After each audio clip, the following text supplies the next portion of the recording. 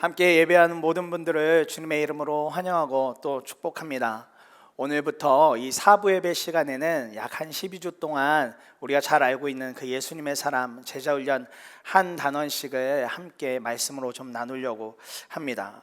이미 경험하신 분들에게 있어서는 다시 한 번 더 자기 점검을 해보고 다시 한 번 더 내가 십자가 복음, 십자가 진리 앞에 어떻게 살아가고 있는지 다시 점검하는 시간이 되셨으면 좋겠고, 아직 예수님의 사람 제자훈련을 하지 않으신 분들에게는 마치 이 시간이 미리 선행학습하는 것처럼, 예습을 하는 것처럼, 그리고 나서 가을에 개강한다고 하면 짠 하고 개강하실 수 있는 그런 시간이 될 수 있기를 간절한 마음으로 축복합니다. 여러분들에게 질문을 하나 이렇게 드리면서 말씀을 시작하려고 합니다. 여러분들에게 있어서 십자가의 말씀이 진짜 능력이 되고 계십니까? 매일같이 마주하는 하나님의 말씀이 정말 여러분 마음 안에서 삶 가운데 진짜 능력이 되고 계신가요? 정말 십자가를 통해서 하나님의 능력을 경험하고 살아가고 계신가요? 예수가 선택한 십자가라는 책에서 저자인 맥스 루케이도 목사님께서 십자가 사건을 언급했는데 그 일들이 제 마음에 참 많이 와 닿았었습니다. 예수님은 못 배운 시골 사람이었다. 책도 쓴 적이 없고 직함을 가져본 일도 없다. 고향에서 350km 반경을 벗어나 본 일도 없다. 친구들은 그분을 등졌다. 그중 하나는 배반했다. 그분이 도와주셨던 사람들은 그분을 잊어버렸다. 죽으시기 전에 그들은 그분을 버렸다. 하지만 죽으신 후에는 더 이상 그분을 거부할 수 없었다. 어째서 달라진 것일까? 답은 그분의 죽음과 부활이다. 그분이 죽으실 때 당신의 죄도 죽었다. 그분이 다시 살아나실 때 당신의 소망도 살아났다. 이렇게 십자가 사건에 표현을 해 놓으셨더라고요. 예수님의 십자가 사건은 실로 우리 삶에 엄청난 일이죠. 사실 우리가 다 이 글에 언급되었던 것처럼 예수님을 등에 졌던 자들이고, 예수님을 배반했던 사람이고, 예수님을 때때로 모른 척하며 살아갔던 사람들이 그 성경의 예수님과 동시대에 살던 그 사람들뿐만 아니라 오늘을 살아가는 우리도 당연한 사람들, 우리도 그 일을 행하는 사람들이지 않습니까? 그럼에도 불구하고 예수님의 십자가 사건을 통해서 우리가 엄청난 은혜를 누리고 있습니다. 십자가 말씀을 믿으며 사는 성도들에게 약속된 하나님의 말씀, 이 성경 안에 기록되어진 하나님의 말씀은 참으로도 놀랍고도 신기하고도 너무나 사랑스러운, 우리에게 정말 은혜가 되어지는 말씀이죠. 크게 세 가지 정도의 약속을 주님은 우리에게 아주 명확하게 주셨습니다. 첫 번째가 아무런 부족함도 느끼지 못할 만큼 만족한 삶을 우리에게 허락해 주신다는 거예요. 성경의 약속은 분명합니다. 요한복음 4장 14절에 그러나 내가 주는 물을 마시는 사람은 영원히 목마르지 아니할 것이다 말씀하고 있습니다. 이 말씀이 주는 약속이 무엇이겠습니까? 아무것도 부족한 것이 없다는 것입니다. 주님이면 부족할 것이 없다라는 것이죠. 예수님의 약속의 말씀, 십자가의 복음의 말씀이 믿어지면 부족함이 없어져야 하는 것이 마땅한 일입니다. 또 두 번째로 이런 영향력이 있습니다. 주위에 엄청난 영향력을 끼치는 삶을 살게 된다는 것입니다. 요한복음 7장 37절 38절, 특별히 38절에 보면 나를 믿는 사람은 성경이 말한 바와 같이 그의 배에서 생수가 강물처럼 흘러나올 것이다 말씀합니다. 나를 믿는 자는 성경이 말한 바와 같이, 예수님을 믿는 자는 그 배에서 생수의 강물이 흘러나오게 될 것이다 말씀합니다. 생수의 강이 흘러간다는 것은 우리 삶 가운데, 가정이나 직장이나 또 우리 자녀들이 거하는 곳곳 가운데 예수 그리스도의 향기, 예수 그리스도의 영향력을 퍼뜨린다는 것을 이야기하고 있습니다. 우리가 실제로 십자가의 말씀을 믿으며 산다면 우리는 이 일을 우리가 살아가는 모든 삶의 터전에서 이루며 살아가야 하는 것이 마땅한 것이지요. 더불어 한 가지 더 분명한 약속은 시험을 만날 때 넉넉하게 이기게 하여 주신다는 것입니다. 로마서 8장 35절부터 37절, 특별히 35절에 보면 누가 우리를 그리스도의 사랑에서 끊을 수 있겠습니까? 누가 우리를 그리스도의 사랑에서 끊을 수 있겠습니까? 37절에 이 말씀을 귀결하면서 이렇게 말씀이 나옵니다. 그러나 우리는 이 모든 일에서 우리를 사랑하여 주신 그분을 힘입어서 이기고도 남습니다 말씀합니다. 우리를 사랑하여 주신 그분이 누구죠? 예수 그리스도. 그분을 통하여서 이기고도 남는 은혜, 그 약속을 주님이 우리 가운데 해주셨다는 것입니다.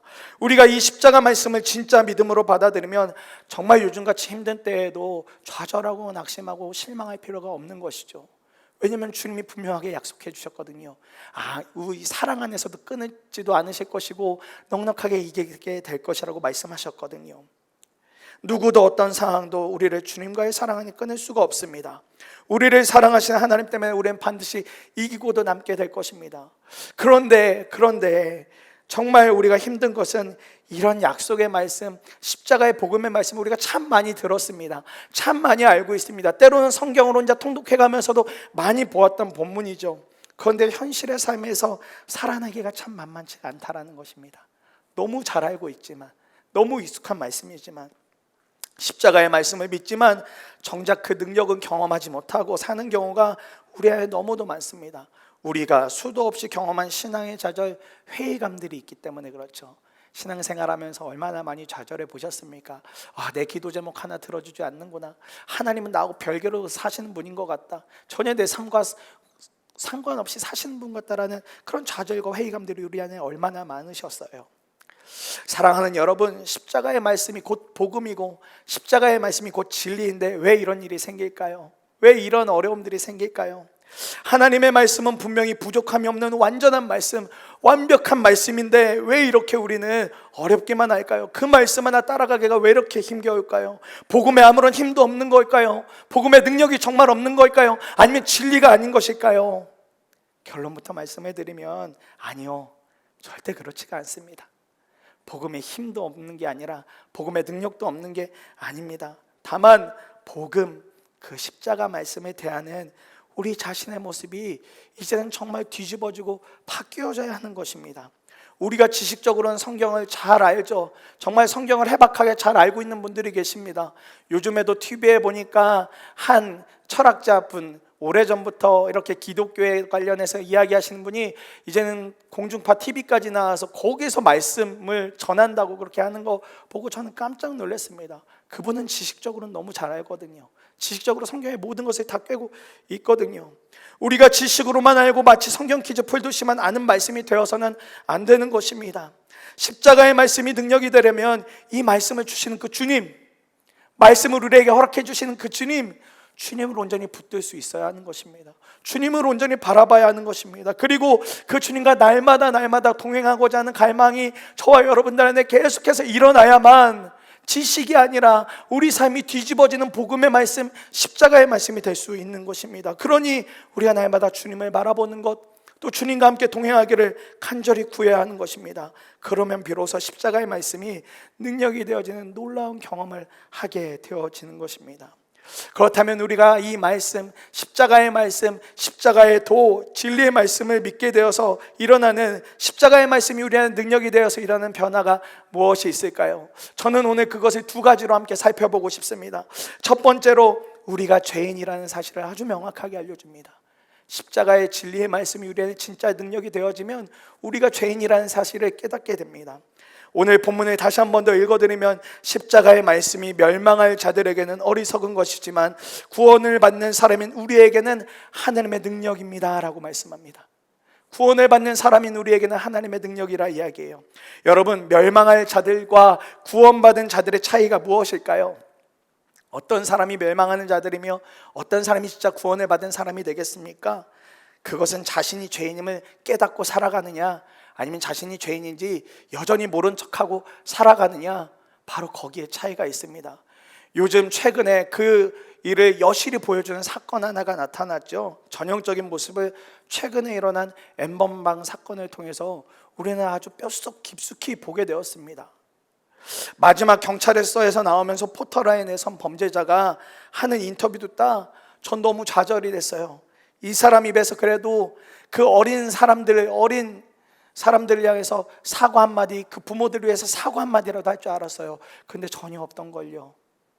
오히려 그 마지막 순간에도 사과할 수 있는 그 마지막 기회 앞에서도 그저 자신의 이야기, 자신의 어떤 모습만 인터뷰하고 그냥 자신을 누군가가 막아줘서 감사하다 하면서 사람들 열광하는 모습 보면서 이게 진짜 멸망으로 가는 사람의 모습이겠구나라고 깨닫게 되었습니다. 전혀 자신의 죄를 깨달려 하지 않고 자신의 죄를 말하려고 하지 않고 자신에게 있어서 어떤 것도 뉘우치려고 하지 않는 그 모습이 바로 멸망을 향해 가고 있는 사람의 모습이겠구나라고 깨닫게 되었어요. 여러분, 멸망할 사람들은 절대 말씀을 자신에게 적용하지 않습니다. 멸망으로 가고 있는 사람들이 절대 어떤 말씀이 들려줘도, 아무리 선한 말씀이 들려줘도 절대 자신의 것으로 삼으려고 하지 않습니다. 그러나 구원을 받은 우리에게 십자가 말씀은 우리 심령의 죄를 깨닫게 하고 죄를 완전히 쪼개는 놀라운 능력입니다. 근데 여러분, 그거 아십니까? 이게 진짜 엄청난 은혜예요. 우리가 죄를 깨닫고 우리 심령의 죄가 기억나고 그것이 계속해서 쪼개낸다는 게 실로 엄청난 은혜입니다. 이것이 깨달아지면 삶이 바뀌어지게 되는 거예요. 이게 붙들어지면 삶이 뒤집어지는 겁니다. 제가 복음에 대하여 눈이 열리기 이전에까지만 해도 십자가는 그냥 예수님만 지신 십자가였었습니다. 그냥 머리로는 그래, 예수님 십자가 지셨지, 날 위해 대신 돌아가셨지, 딱 거기에서 멈췄어요. 제 마음도 거기서 멈춰 있었습니다. 십자가 복음에 대하여 정확히 알기 전까지는요.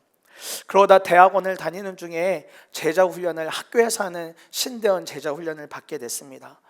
그 제자훈련을 받을 당시에 사실 가정적으로도 참 힘든 상황이었고 제 영적으로도 정말 밑바닥과 같은 생활을 하고 있던 바로 그때였어요. 신대원생이면서 사역자였는데 말이죠. 매주마다 말씀을 전하는 말씀 사역자였는데도 제 영은 완전히 바닥을 짚고 있었고 가정 안에서도 참 쉽지 않은 때를 보내고 있었습니다. 그래서 처음에는 그냥 살고 싶어서, 저거 받으면 살 수 있을까 싶어서 제자훈련을 신청하고 학교에서 그렇게 제자훈련 받는데 한 주 한 주마다 너무 힘든 거예요. 그 시간에 같은 반원들이 와 있는데 일주일에 한 번 2시간 내지는 3시간 모여서 한 단원씩 진행해 나가는데, 그 시간이 무슨 신세한탄하는 시간이고 보인들 사역이나 어떤 것 때문에 어려운 것들만 그렇게 불평만 막 이렇게 내어놓는 그런 시간이 되어지는 거였어요. 사실 그 중에서 제가 가장 엉망인 사람 중에 하나였을 텐데도 불구하고 저는 그 이야기를 들으면서 쟤네가 무슨 사역자야, 저게 무슨 신대원생이야, 뭐 제자훈련 받겠다고 와가지고 왜 저런 이야기만 하고 있는 거야 하면서 얼마나 그들을 향해서 비난과 정죄의 칼날을 들이댔는지 모릅니다.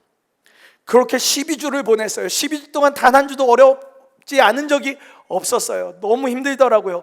중간에 정말 그것 때문에 그만할까 싶기도 했었어요. 이거 그만해도 되겠다, 이런 시간이면 뭐 하려고 내가 평일날 저녁에 3시간을 투자해가면서 이런 사람들하고 무슨 교제를 할 수 있을까, 그런 생각을 했어요. 그래도 억지로 꾸역꾸역 12주, 또 제가 성실하거든요. 한 번도 빠지지 않고 12주는 또 꾸역꾸역 다 참석을 했습니다. 그러고서 간증문 쓸 때쯤이 돼서 간증문 쓰는데, 간증문 쓰다가 제 마음이 완전히 탁 뒤집어지는 것을 경험했어요. 12주 동안 제가 뭘 했나요? 하나님의 말씀을 계속 적었어요. 예수님의 사람 제자훈련 하다 보면 그 양 옆에다가 그날 나오는 모든 말씀 다 적게 하거든요. 그 말씀을 다 적어 내려갔어요. 또 말씀 적고 스스로 질문하고 답하는 시간들을 계속 12주 동안 가졌거든요. 그러고 나서 간증문 쓸 때 알겠더라고요. 제가 이 반원들 중에 가장 악랄한 사람이고 가장 모자른 사람이었다는 사실을 그때서야 12주가 다 지나가고 나서야 깨닫게 되었습니다. 십자가에는 예수님만 달린 게 아니라 나도 달렸는데 그걸 내가 모른 척하며 살았구나, 그러면서 나 스스로가 엄청 잘난 사람인지 알았구나, 그러면서 정죄하고 비판하고 칼날을 세우고 있었구나 깨달아졌습니다. 신기하게 정말 그 진리가 깨달아지고 믿어지니까요, 수료식 하는 날 그 제자 받는데 한 사람 한 사람들이 너무 귀하더라고요. 그래서인지 몰라도 훗날 제가 선한 목자교회에서 사역할 때 그렇게 제가 정죄하고 비난했던 그 전도사님이 저 오고 나서 1년 뒤에 선한 목자교회로 오시더라고요. 그래서 즐겁고 행복하게 사역을 했던 기억이 있습니다. 십자가의 말씀, 복음에 대하여 눈이 열리니까요, 가장 먼저 접하게 되는 것이 제 모습이더라고요. 내가 얼마나 죄인인지, 내가 얼마나 모자란 사람인지 그거 가장 먼저 깨닫게 되더라고요. 십자가의 말씀이 제 속에서 능력으로 작용하기 시작하게 된 것입니다. 그걸 깨달으면서 제 마음에 십자가의 능력이 이제 막 작용하기 시작하는 거예요. 저는 이전에도 교회를 열심히 다녔고 심지어 말씀도 매주마다 전하는 사역자였다니까요. 그런데 복음에 대해서는요, 완전히 장님이었어요. 이런 표현이 너무 죄송하지만 완전히 맹인이었어요. 복음에 대해서는 완전히 눈이 다 감겨진 사람이었더라고요. 이와 같이 십자가의 말씀이 능력이 되어서 일어나는 놀라운 삶의 변화는 나 자신이 죄인이라는 것을 깨닫게 해줍니다. 그리고 그뿐만 아니라 한 발 더 나아가서 어떤 것을 보게 하시냐면 나보다 더 큰 죄인은 없다라는 걸 깨닫게 해주세요. 십자가의 말씀이 우리 속에서 작용하기 시작하면, 그 능력이 계속해서 운동하기 시작하면 내가 죄인인 것을 깨닫는 것뿐만 아니라 한 발 더 나아가서 이 세상에 나보다 더 악랄한 죄인은 없는 거지, 이것을 깨닫게 해준다는 것입니다. 그러니 그것을 깨닫고 나면 누구도 정죄할 수 없는 형편이 되어집니다. 십자가의 능력을 깨달은 사람이 누리게 되는 놀라운 은혜예요. 그러니 십자가 능력을 믿으며 사는 사람은 다른 사람을 향하여 불평하거나 탓할 필요가 전혀 없습니다. 십자가의 능력을 믿으면 믿을수록 나 자신에 대한 애통의 눈물이 더 깊어져요. 우리가 신앙의 연수가 늘어갈수록 눈물이 줄어든다고 하지만 아니에요. 정말 우리가 십자가의 복음의 말씀을 믿으며 살아가고 있다면 신앙의 연수가 늘어갈수록 눈물도 더 깊어지고 늘어나야 하는 것입니다. 그 일에 대해서 누가복음 18장에 바리새인과 세리의 기도를 통해서 우리에게 명확하게 알려주고 있습니다. 바리새파 사람은 기도라고 하면서 이런 기도를 해요. 누가복음 18장 11절에 하나님 감사합니다. 나는 남의 것을 빼앗거나 불의한 자나 간음한 자와 같은 다른 사람들과 같지 않으며 더구나 이 세리와, 그 옆에서 기도하고 있던 이 세리와 같지 않습니다. 나는 일에 2번씩 금식하고 내 모든 소득의 11조를 바칩니다. 이렇게 본인의 이야기, 본인의 자랑을 하면서 하나님 앞에 그렇게 기도하거든요. 그에 반면 세리는 이렇게 기도합니다. 누가복음 18장 13절에 그런데 세리는 멀찍이 서서 하늘을 우러러 볼 엄두도 못 내고 가슴을 치며 하나님, 이 죄인에게 자비를 베풀어 주십시오. 하나님, 이 죄인에게 자비를 베풀어 주십시오. 이렇게 기도합니다. 둘 다 성경에서는 부정적인 이미지로 나오죠. 좀 좋지 않은 이미지로 나오는 사람들입니다. 그런데 바리새인은 기도를 하면서도 다른 사람 탓하고 다른 사람과 자신은 전혀 다른 존재인 것처럼, 자신은 다른 사람들보다 훌륭하고 의로운 사람인 것처럼 말하는 반면에 세리는요, 하나님 그 하늘을 쳐다볼 수가 없어서 가슴 치며 기도했다는 거예요. 회개했다는 겁니다. 이것이 십자가의 말씀을 실제로 믿고 십자가의 능력을 경험한 자와 경험하지 못한 자의 삶의 분명한 차이입니다. 사랑하는 여러분, 십자가의 말씀을 믿고 믿음이 자라날수록 우리 자신의 죄가 더 명확하게 잘 보입니다. 말씀이 그것을 깨닫게 해주세요. 다른 사람의 다른 사람의 죄가 아니라 십자가의 복음의 말씀이 믿어지면 믿어질수록 나 자신의 죄가 더 크게 보여지게 됩니다. 오늘 우리 머릿속에 떠오르는 내가 지은 죄가 떠오른다면 십자가의 말씀, 십자가의 능력이 지금 우리 안에 살아있다는 증거이고, 그 말씀이 우리 안에 지금 놀랍도록 능력으로 작용하고 있다는 증거입니다. 그러니 사랑하는 여러분, 두려워하지 말고 주님께 다 내어놓을 수 있는 저와 여러분 모두가 되시기를 간절한 마음으로 축복합니다.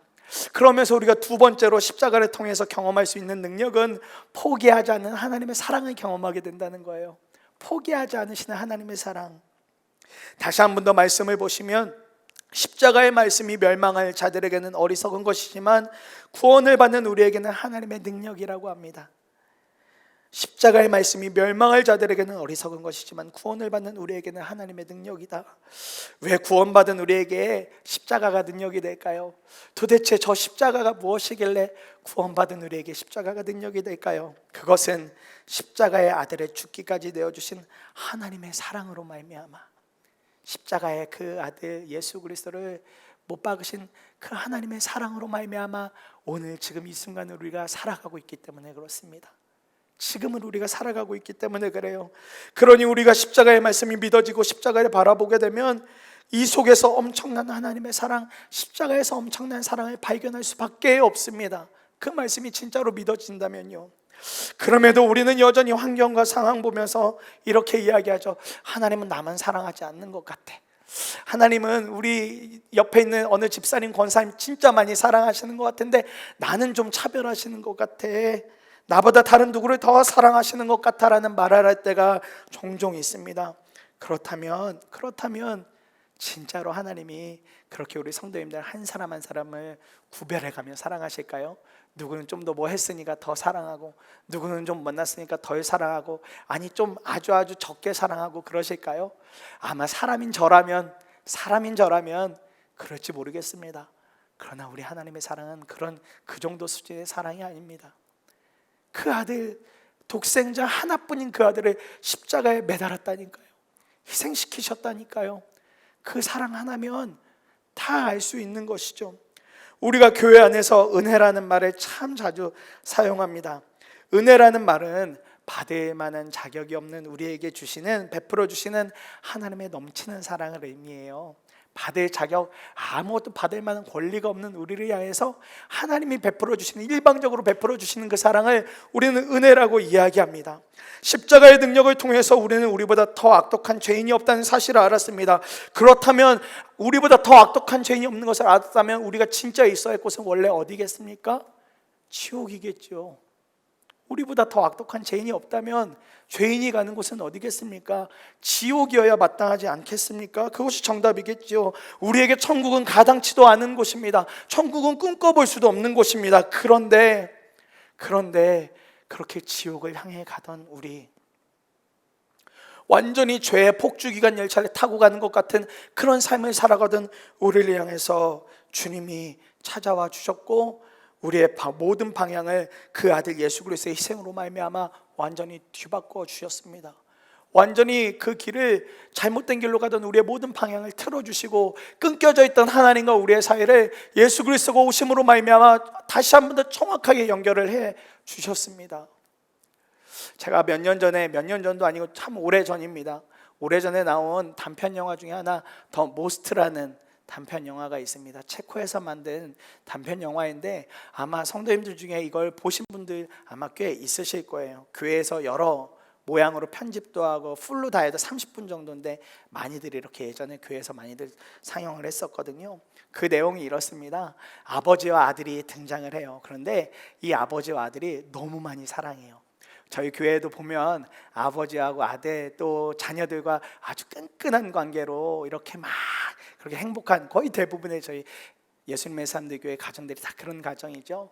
그런데 정말 이 아버지와 아들이 정말 죽고 못 살 정도로 너무너무 사랑하는 관계예요. 근데 이 아버지의 직업이 뭐냐면, 이렇게 체코나 이쪽에 가면 운하가 있죠. 운하의 배들이 떠다니지 않습니까? 그러면 운하의 그 배가 이렇게 철길 밑을 지나가게 될 때 철길을 열어주고 닫아주는 일을 하는 사람이 바로 이 영화에 등장하는 아버지의 직업이에요. 어느 날 이 아들과 아버지가 아빠의 그 직장에 놀러 갑니다. 이유는 하나였어요. 아들이 엄청 졸랐거든요. 저도 아빠 따라가서 그거 다리 열고 닫는 거 한번 해보고 싶다고. 왜냐면 아빠가 하는 모습이 너무 멋있어 보이잖아요. 어렸을 때 아빠가 하는 일들은 다 멋있어 보이잖아요. 그게 아무것도 아니어도 멋있어 보이는데 그 큰 다리를 움직이는 아빠의 모습이 이 아들에게는 너무 신기하고 또 보기 좋으니까 그거 해보고 싶어서 따라가겠다고 그 일에 대해서 아빠가 흔쾌히 허락하고 같이 갑니다. 그런데 도착하고 나니까 아직 기차가 올 시간은 한참 남아 있어서 아버지가 아들에게 너는 여기 한켠에서 이렇게 낚시하면서 놀고 있어. 아빠가 기차 올 시간이 되면 부를 테니까 그때 빨리 올라와야 돼. 아들이 알았다고 하고, 아빠는 이제 올라가서 일을 하고, 아들은 이제 그 밑에서 밖에서 이제 혼자 낚시 놀이하면서 이렇게 놉니다. 그런데 웬걸요, 기차가 예상한 시간보다 빨리 이 개폐해야 되는 다리 쪽으로 오고 있는 거예요. 밖에서 있던 아들이 뭔가 이상한 소리를 듣습니다. 멀리서부터 기차가 오는 것 같아요. 경적 소리와 함께. 그래서 보니까 저 멀리에서 그 기차에서 나오는 이 기증기 같은 이 연기가 보이기 시작하는 거예요. 그래서 아들이 아빠를 부릅니다. 아빠 부르는데 아빠는 당연히 기차 올 시간이 아니니까 다른 일을 하고 있죠. 원래 해야 되는 또 다른 일들을 하고 있어요. 또 마침 그때 배가 지나가야 돼서 다리는 다 열어놓은 상태로 배는 지나가고, 이 아버지는 아버지대로 다른 일을 하고 있었습니다. 그런데 이제 아들은 계속 귓가에 기차가 더 가까이 오는 게 들리니까 더 크게 아빠를 불러요. 아빠 부르는데 여전히 아빠가 알아듣질 못합니다. 그런데 그 기차에 어떤 사람들이 타고 오고 있느냐면, 영화에서 표현하기를 중독자들, 또 헤어진 사람들, 삶의 여러 고뇌와 아픔과 여러 가지를 갖고 있는 사람들이 그 기차를 타고 오거든요. 그 기차에 탄 사람들이 이제 점점 이제 다리 쪽으로 향해 옵니다. 그러니까 이제 아들이 안 되겠다 싶으니까 그 개폐하는 장치 있는 곳 가운데로 막 뛰쳐 올라가요. 그리고 본인의 힘으로 막 다리를 이어보려고 하지만 아예 힘으로 안 되죠. 어른의 힘으로 힘을 힘껏 줘서 이 레바를 돌려야만 다시 다리가 이 밑에 있는 톱니바퀴들이 원활하게 돌아가면서 다시 다리가 이렇게 닫혀지게 되어지는데, 이 아이가 아무리 해도 안 되는 거예요. 거기서 한 번 더 아빠를 부릅니다. 근데 그때도 듣지 못해요. 그래도 아이가 혼자서 어떻게든 이제 기차가 저기서 오는 게 보이기 시작하니까 그 레바를 막 당겨보겠다고 하다가 그만 그 개폐장치가 있는 곳으로 빠져버립니다. 근데 마침 그때 아빠가 봐요. 마침 그때 아빠가 그 아이가 빠지는 장면을 봅니다. 그런데 웬걸요, 그 아빠의 눈에 들어오는 게 저쪽에서 이제 기차가 오는 것을 보게 되어집니다. 아빠가 미친 듯이 그 개폐장치 있는 곳으로 내려가요. 근데 이제 거의 기차는 코앞까지 오고 제 아빠가 막 절규하면서 선택을 해야 되는 상황이 됐습니다. 왜냐하면 아들이 그 빠진 곳은 개폐장치를 내려버리면 그 톱니바퀴 그런 장치들에 의해서 아들이 죽을 수밖에 없는 장소예요. 그런데 아들을 살리겠다고 다리를 열어놓은 상태로 놔두면 그 수많은 사람들이 타 있는 그 기차가 다 그 운하 가운데로 빠져버리게 되어지는 것이죠. 짧은 시간이지만 이 아빠가 정말 절규하면서 이러지도 저러지도 못합니다. 막 쩔쩔매요. 어떻게 해야 될까? 레바를 잡았다 놨다 잡았다 놨다 반복하다가 눈을 질끔 감고 어쩔 수 없이 레바를 내립니다. 그리고 기계는 작동하고 영화에 보면 아이의 옷까지만 말려가는 장면이 이렇게 나오고 다리가 연결이 거의 기차가 오기 직전에 연결이 되어져요. 그 기차가 지나갈 때 아빠가 정말 미친 사람처럼 그렇게 절규하며 막 주먹질을 하며 웁니다. 왜 벌써 온 거야? 왜 벌써 온 거냐고? 왜 벌써 온 거냐고 하면서 그렇게 절규해요. 근데 기차에 타 있는 사람들은 저 사람 왜 저러지? 저 사람 무슨 슬픈 일이 있을까? 저 사람 나보다 더 어려운 일이 있나? 이런 눈빛을 보면서 그 기차는 그렇게 그곳을 지나가고 많은 사람들이 살게 됩니다. 사랑하는 여러분, 이것이 바로 하나님이 저와 여러분들에게 베풀어 주신 놀라운 사랑입니다. 다 끊어져 있는 그 다리에 우리의 죄로 인하여서 그 다리가 이어지지 않으면 다 그 죽음 가운데로 바다 가운데로 빠져서 죽을 수밖에 없던 우리를 향해서 하나님이 사랑을 보이셨습니다. 그 아들 예수 그리스도를 이 땅 가운데 보내셔서 끊어졌던 하나님과 우리의 관계를 마치 개폐장치의 다리가 다시 연결되는 것처럼 다시 연결해 주셨습니다. 이것이 우리에게 베풀어 주신 하나님의 놀라운 사랑이며 은혜인 것이죠. 죄로 인하여 죽음으로 가던 우리를 위해서 베풀어 주신 무엇과도 바꿀 수 없는 하나님의 놀라운 사랑입니다. 요한복음 3장 16절은 그래서 이렇게 말씀을 합니다. 하나님께서 세상을 이처럼 사랑하셔서 왜 아들을 주셨으니 이는 그를 믿는 사람마다 멸망하지 않고 영생을 얻게 하려는 것이다. 더불어 로마서 5장 8절에는 분명하게 말씀합니다. 그러나 우리가 아직 죄인 되었을 때 그리스도께서 우리를 위하여 죽으셨습니다. 우리가 죄인을 벗어났을 때가 아니라 우리가 죄인일 때에 그리스도께서 우리를 위하여 죽으셨습니다. 이리하여 하나님께서는 우리에 대한 자기의 사랑을 실증하셨습니다 말씀합니다. 하나님이 저와 여러분들을 먼저 사랑해 주셨어요. 우리가 하나님을 먼저 사랑한 것 아니라 하나님이 우리를 먼저 사랑해 주셨다는 증거로 이 땅 가운데 그 아들 예수 그리스도를 보내셔서 희생시키시고 우리에게 구원이라는 놀라운 은혜, 값진 선물을 우리에게 부어 주셨습니다. 하나님께서 이처럼 우리에게 놀라운 은혜를 부어주신 것이죠. 십자가의 능력은 이런 하나님의 사랑을 깨닫게 해주는 놀라운 은혜인 것을 우리가 함께 기억하고 붙잡기를 간절한 마음으로 소망합니다. 말씀을 마무리합니다.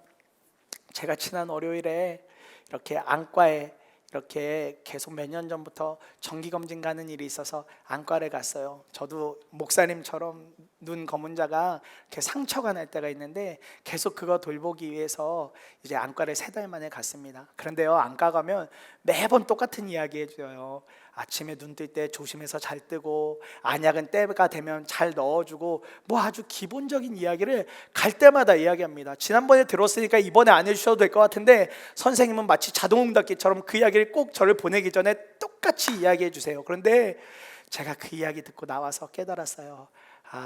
우리한테 유익한 것은 그것이 때로는 정말 좀 짜증날 정도로 너무 반복되어지고 우리 귀에 정말 딱지가 않는 것처럼 반복되어지는 이야기더라도 듣고 또 듣고 또 듣고 그것을 듣고 결심해야 하는 거구나. 그걸 이렇게 병원에서 나오는데 깨닫게 되어졌어요. 사랑하는 여러분, 십자가의 말씀이 그런 겁니다. 우리가 때로는 십자가의 말씀이 너무 부담스럽죠. 자꾸 성경은 죄인이라고 나를 이야기하는 것 같고 성경만 보다 보면 내가 뭐 퍽이나 되게 잘못한 것 같은 그런 마음 드는데, 그러나 여러분, 우리가 정말 죄인이지 않습니까? 우리가 어제 죄 짓고 오늘 안 지으면 좋겠지만 오늘도 여러 가지 모양으로 넘어질 때가 있잖아요. 그래서 오늘 밤에 회개하고 나면 내일 또 안 넘어지면 좋겠는데 내일 또 하루를 살다 보면 이상할 정도로 또 우리 안에 여러 가지로 넘어지고 실패하게 만드는 일들이 있잖아요. 십자가의 말씀을 우리가 다 지식으로 이해할 수가 없습니다. 십자가에 달리신 주님을 온전하게 바라보게 될 때 딱지가 않는 것 같고 너무 반복적이어서 실증나는 것 같아도 그 말씀을 듣고 온전히 주님을 바라보게 될 때 비로소 그 말씀이 우리 안에 능력으로 작용을 해요. 그러면 나 자신이 얼마나 악독한 죄인인지 진짜 깨닫게 된다니까요. 그때부터 우리 삶에 놀라운 십자가의 능력이 붙잡아지고 십자가를 바라보는 믿음의 눈이 이젠 정말 열려지게 되어집니다. 처음엔 조금씩 열리지만 계속해서 듣고 결심하고 하다 보면 어느 순간 눈이 활짝 열려져요. 악독한 죄인인 내가 지옥으로 가지 않고 하나님께서 독생자 아들보다 나를 더 사랑하셨음을 깨닫게 됩니다. 바로 그때 십자가의 말씀, 십자가의 능력을 하나님의 능력이군요, 이렇게 고백하게 되더라고요. 이 은혜가 사랑하는 성도님들 삶 가운데 붙잡혀지기를 소망합니다. 그래서 십자가의 능력을 날마다 삶 가운데 누리시는 사랑하는 성도님들의 삶이 되어지기를 간절히 소망합니다.